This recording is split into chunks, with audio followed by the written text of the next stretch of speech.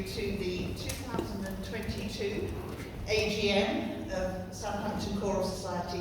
This meeting is a legal requirement as our society is a registered charity and a company limited by guarantee. We are official and we are officially meeting.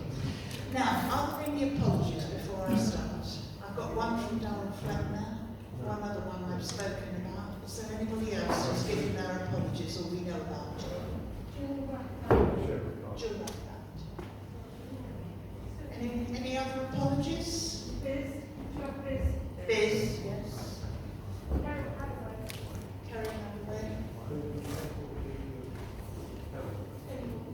I'm sorry?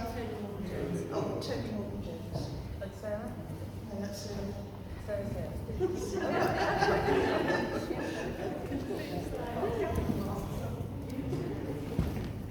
Anybody else?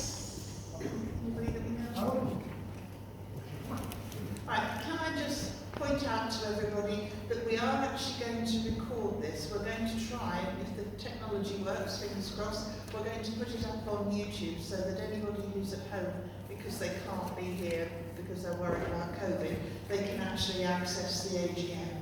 And if it goes well, we might try and do the same thing with the rehearsals as well. So we're trying to kind of have like a blended online and recorded presence. Okay, so if anybody's objecting to be recording, this is the time to make your exit now.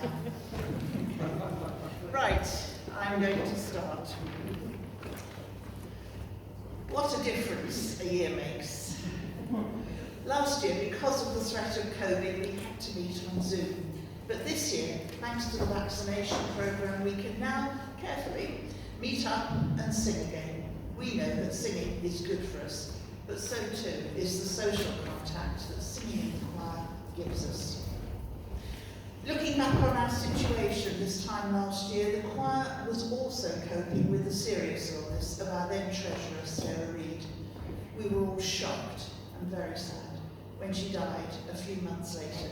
We lost a good friend as well as a treasurer. She had helped and supported the choir over many years, and we are extremely grateful for everything she did.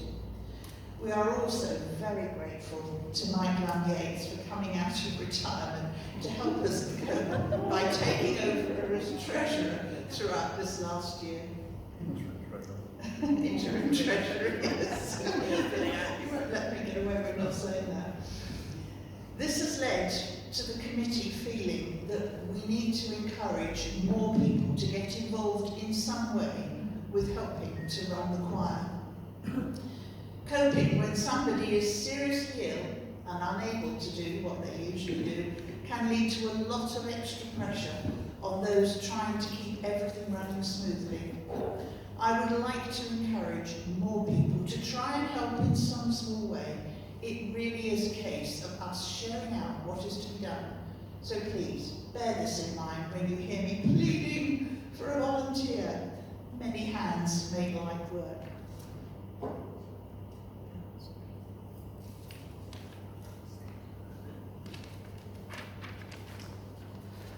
After many months of rehearsing on Zoom, it has been a relief to get back to live rehearsals. I'm very grateful to everyone who didn't give up on the choir during this difficult period, but carried on, believing that things would improve. We were trying to cope with the odd experience of singing to a computer screen or turning up to our online quizzes and chat sessions. I'm sure it must have been a disconcerting experience for Andrew too. He saw our mouths moving but heard no sounds, so he clearly has got a good imagination. I'm sure we are all very pleased to welcome him to his first AGM as our official musical director.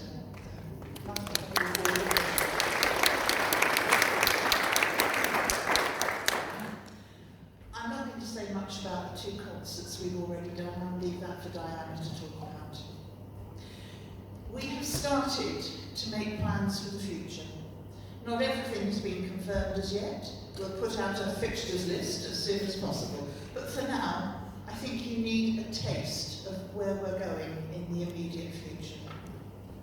In May, we are hoping to have a workshop day looking at music for the monarchy, as it will be near the time of the Queen's Jubilee. Later in the summer, we propose to have a fundraising afternoon concert for the choir. It will be something like we did at St James Road Methodist Church for their Connect project. It'll be about an hour's music followed by tea and cakes. The music would be from West Side Story and South Pacific. Some of you may remember we did a workshop day on some of those pieces just before the pandemic started. On the 29th of October this year, we're going to Thorndon Hall at Chandler's Ford to sing a programme of spirituals by John Rutter, together with some of the music that we almost got to sing in April 2020.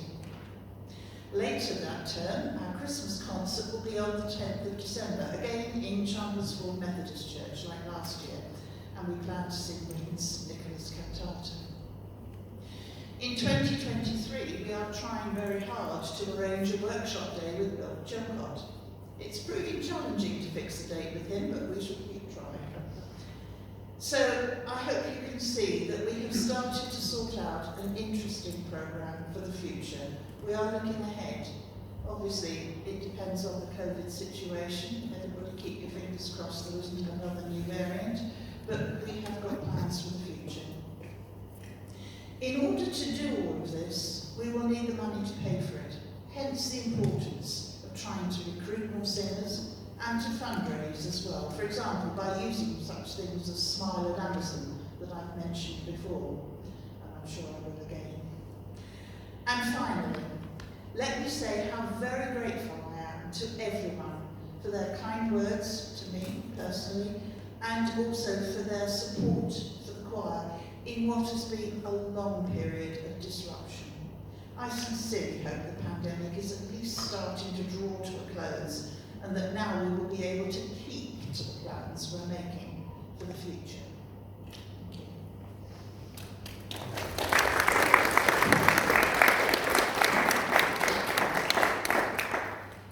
Now then, I hope you got my email about the minutes for the last AGM. Is there anything that you've read in those minutes that you want to comment on?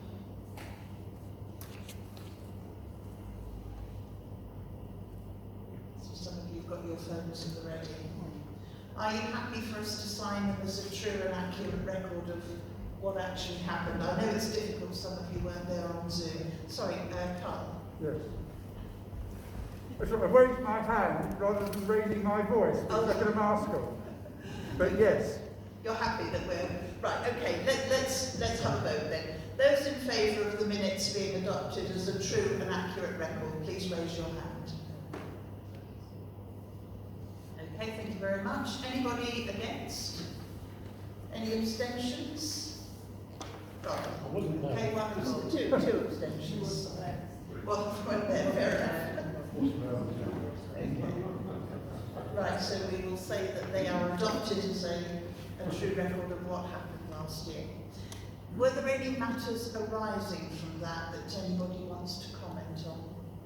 If you're on the minutes, we're looking at number 4 now, matters arising from the minutes. Any comments? Right, okay, thank you very much. Now we're on to number 5, the report from the General Secretary, Diane Barnes. Who wants to copy of the agenda or the financial report? I've got just a few at the front here.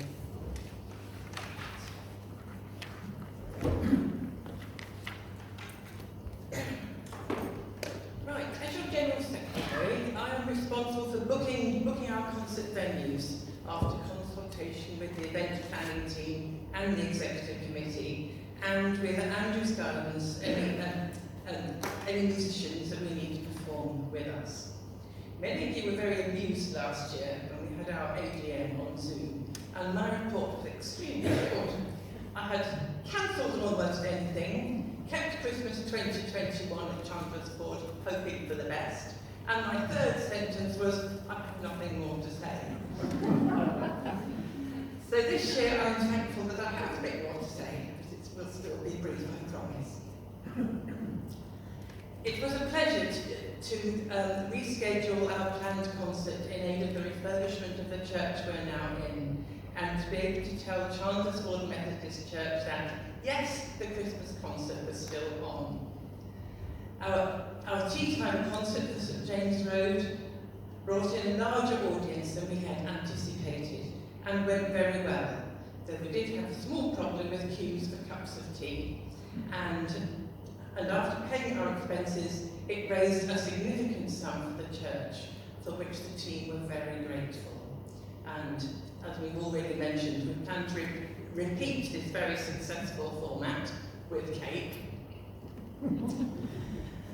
I was unfortunately unable to take part in the Christmas concert, but I understand that it too went very well, and I'm sure that our treasurer will be able to report on the financial side.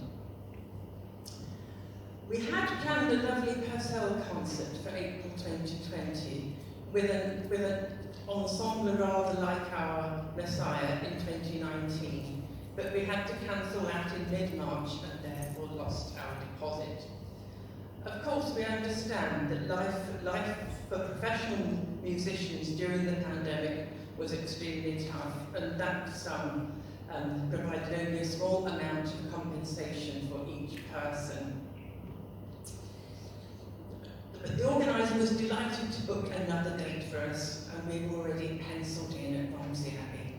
So after much discussion, we decided that what we all needed was a popular work that would bring in a good audience and make them and us feel that things might actually be getting back to normal. So we decided on Messiah again.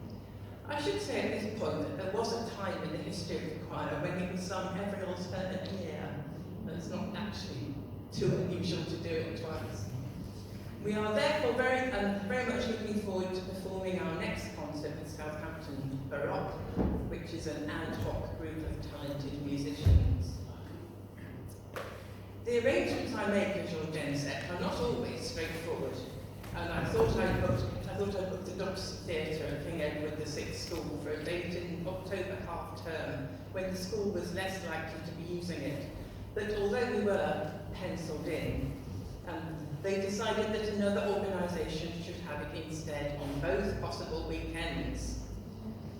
When this was opened, we had great hopes of being able to use it and possibly to make it our regular venue, but this is not proving to be the case.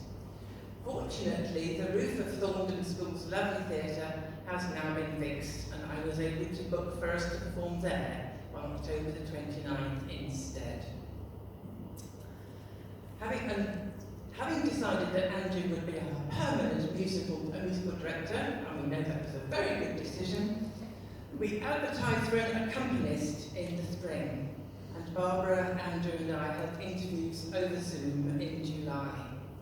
It was rather awkward hearing our candidates remotely as they played a section of Messiah and a piece of their own choice, but we were glad to be able to appoint Alexandra Standing. She accepted, but explained that she was not available for our fresh start in September, as she was starting a new job at a Southampton school, but in January. So we were very fortunate that Richard Wolfshaw was willing to help us out by playing for one term, and he will be glad to be our organist for any future concerts if required. I've also had to book room 3 for 2 sessions with Andrew, and for some of us, including me, to have our triennial auditions. So I hope we'll all be fine and we'll still have general secretary next year. Right, thank you.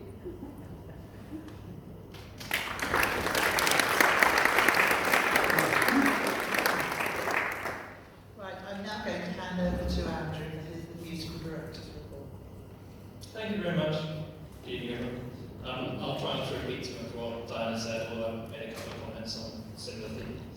To use a JVTE style metaphor, it feels like we're finally getting out of the tunnel and heading towards a more normal pattern of rehearsals and concerts. There is, of course, some way to go, but here's a short outline of how far we've come musically over the last 12 months. So the spring and summer terms of 2021 saw us sadly still restricted to online rehearsals, where we worked on a variety of choral pieces from across a variety of genres. My thanks here must go to Barbara for sorting out the logistics, very challenging, I know, of introducing Zoom to a number of you so that they can take part, and also so that members can be willing participants. I don't think I heard a single wrong note from anyone but myself. While this was evidently musically unsatisfying compared to our real-life rehearsals, I hope it proved a useful tool for members to keep their voices ticking over, and as a social glue to stop the weeks merging completely seamlessly into one another. I'm personally very grateful for the very generous financial support which SES has given me over a very grim and volatile period for those of us in the arts. September, finally, saw our tentative steps back here and preparations for a fundraising concert at the end of October. We made use of some of the repertoire that we'd been introduced to over Zoom in the previous year, and some of the works that we used in 2019 in St James West End. We performed to a packed church, very well done on selling tickets, and the concert was very well received. I said at the time, and I'll reiterate again here, that the aim from my point of view is to make sure the concert is the peak performance that we give, something which, in that instance, we certainly achieved, with particular note, I believe, from Rosalie, for the choir's dynamic contrast. Our singing in foreign languages, however, could perhaps do with a little bit of work to match this. Thanks here must also go to Richard Powell, hiding at the back, our librarian, for diligently preparing the scores we used without any hint of fuss. Considering how much some of us in the choir were looking at them during rehearsals, it was certainly time well spent. From here, we moved on to a traditional selection of Christmas music taken from 100 carols for choirs. There's always a risk with this sort of selection box type of concert planning. They contain a surprising quantity of music, and flitting between genres and from piece to piece requires a level of concentration which I'm sure most of us haven't really used over lockdown. Again, my congratulations, after a slightly underwhelming rehearsal, for performing many of the pieces as well as I'd heard them up to that point, especially for the Matthias pieces, which I know we struggled with a few years previously, and for the Pearsall, which Peter's favourite, yes, for splitting into 8 parts very successfully. Let me swap hands. Yes, over the autumn term, we welcomed Richard Wilshaw, as Diana said, as our interim accompanist for these 2 concerts and in the preparatory rehearsals, who did a sterling job. It was excellent to have someone so willing to be flexible and foresee potential problems, not to mention the organ playing on 2 slightly unforgiving instruments in the concerts themselves. It has also been a great delight to welcome Alex Standing as our full-time accompanist since the turn of this year, already showing her ability to transpose during our Messiah rehearsals, which you might not have even noticed. We look forward to working with her over the coming months and years. I realise that this will probably become a theme for the evening, but I make no apology for stressing the need to increase the membership. From a musical point of view, it would be my aim to be able to regularly cope with split choir music, so in 8 parts regularly, and to perform with orchestras more frequently. The latter, of course, has a financial impact as well. The heady days of a membership of 120, I believe, possibly more than that, are still some way off, but hopefully this doesn't seem like an unachievable target over the next 2 or 3 years, perhaps. My ability to suggest a satisfying variety in the repertoire rests largely up before this particular hurdle. Finally from me, my thanks go to Barbara and the rest of the committee for keeping the show on the road and letting me think about musical matters, and to you all for your continued attendance and tolerance of my frantic wavering in your direction each Monday.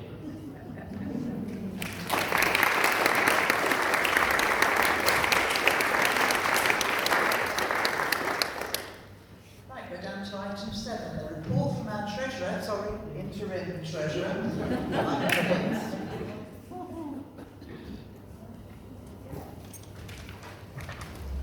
I'm a little bit... Can you hear me, Mother? Well, I've gone dead. Still here. I'm a little bit full of misgiving as to whether or not you have received all the papers you should have done. I am here to report for the 2 years, 2019-20 and 2021, because unfortunately a report for the earlier year was unavailable at this time last year. I hope you have seen figures for both years. Hands up who have. Not two, very good. At the time of this last year's AGM, you may recall that my predecessor, Mrs. Sarah Reed, was gravely ill, far more so than any of us realized at the time. As has been mentioned, a few of us were able to attend her funeral on the 20th of July. Thanks to the invaluable intervention of our Madam Chairman and Madam Secretary, Sarah's resignation was arranged in February, and I thereupon volunteered to act as interim treasurer. I am still in that post as an interim treasurer. Obviously, she was unable to present any accounts for the year up to the 31st of July 2020, and I spent a busy few weeks, very busy few weeks, dealing with the paperwork I received from her. This included a full tranche of bank statements, but a less than complete set of checkbooks. Fortunately, I was able to produce some accounts for 2019-20 with the assistance of the officers and our librarian and, need I say, our accountants. They were able to fill in 1 or 2 gaps. They were officially examined by said accountants. Our income was below the threshold for a formal audit. I can't remember what the threshold is, but we were well below that. So our accounts have been produced in an unaudited form. As we are constituted as a registered charity, limited by guarantee, we are subject to the regulations of both the Companies House and the Charity Commissioners. Again, through the offices of the above-mentioned officers and also the active cooperation of the accountants, we managed to avoid a black mark for late submission of that year's accounts. They were eventually sent in sometime in the early summer. Turning to 2021, that's the year that's just gone, I submitted my figures to the accountants in early August, and they have since been sent, the figures, not the accountants, the figures have since been sent to Companies House and the Charity Commissioners, this time well within the statutory time limits. And then my last paragraph reads, I append a simplified version of the accounts for both years for your information. Please have a look at them and bring any queries you have to our AGM. So I'm open to questions.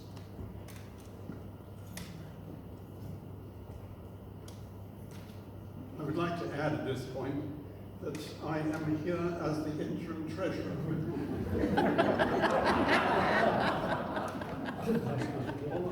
on your notice of an annual general meeting, it says there is a vacancy for soprano representative and the nomination has been received. There is also a vacancy for treasurer, for which no nomination has yet been received. So I look forward to hearing from somebody. I'd like to give formal notice at this stage that I intend to resign as from this time next year. Okay?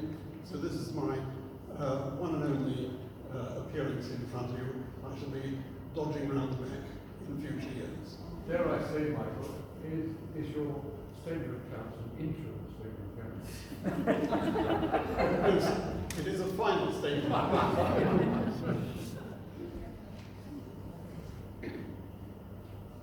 Right, well thank you Mike, that's great. I'm taking it that there aren't nobody sitting there with a question or anything. That's not really simple, nobody question. How did we do on the Christmas concert in terms of finance balance? This last Christmas concert, I haven't got the figures in front of me, but I'll get them to, no, those are not the ones. Sorry.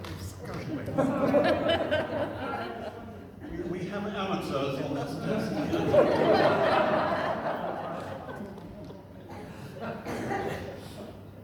Did we make a profit tonight or not? It depends on what you bring in as the expenses against it. I'll produce some figures for you. Right. Yes, we need, yes indeed. We need now somebody to propose that we adopt these financial records of the reporters as fair and accurate. So I saw Sarah's hand up. And somebody to second that, please. Richard, yes. Right. Can we vote on those then? All those in favour that we adopt those, the report? Anybody against? Any abstentions? Right, good. So again, pass that. Okay, now that we come to our appointments, we need to formally say that Jane is going to be our soprano rep. Could we have somebody to nominate her, please? I saw David's hand go flying up. And second, Fiona? Yeah, seconded by Fiona. Right, are you all going to vote on this? It's not just for the soprano, so are we in favour of adopting Jane as our soprano now? Okay, hands down. Anybody want to object? Any abstentions? Right. Do I have to declare interest?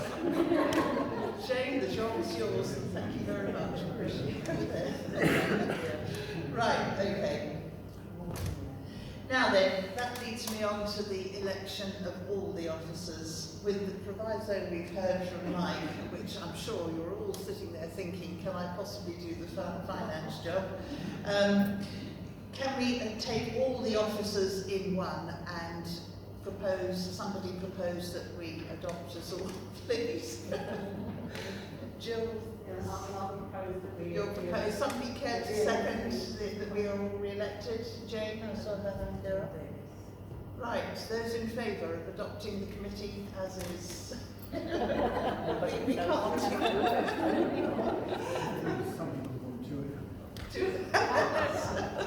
Somebody's going to go for the finance job. Right, anybody against? Any abstentions? I think we're in it for another year. I think so. Do they need to know who we all are? Yes, is there anybody, any of the new people, would you like to know who we all are? I mean, obviously, I'm Barbara and I'm the chair. We've got Mike, as we've introduced, our treasurer, Diana, the secretary. Sue Savage was our former chair. You're a sort of executive officer, aren't you? Yes. Oh, we'll find you something to do. Yes. Rosaline, our membership secretary over there. We've got David Pearce, our stage manager. Richard Powell, our librarian. Would you like to stand up and take a bow? I'm sure. Our alto rep. Okay. David Snuggs, who's helping us take over as the minute secretary tonight. And Carl Calvert as the base rep. And Biz isn't here tonight, but she's still willing to serve as our publicity officer, and that's it. While we're doing this, is there anybody who might be prepared to take on the role of just taking the minutes for the committee? It isn't a job that it doesn't have to be voted on because you don't actually have a vote. You're just there to take the minutes. I mean, obviously, if you've got a thought, we listen to you respectfully, but you don't actually vote, so you know you're not quite in the same position as the rest of the committee. But is there anybody who's had a thought and thought, well, actually, I could do that? I'm sure David would be very grateful. Well, have a think about it, keep it in mind. As I say, there are about 5, maybe 6 meetings a year, and it would be just a case of turning up, taking the minutes and submitting them afterwards, that's all. Okay? Right.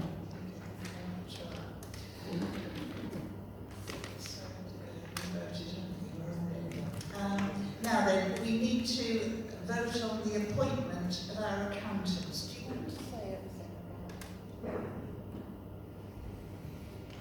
Fianda Tubble have been our accountants for several years now. They do a magnificent job. They charge us just over £1,000 every year for doing that job. I mooted the possibility at this time, sometime in the summer, whether or not we needed to have them in view of the lack of funds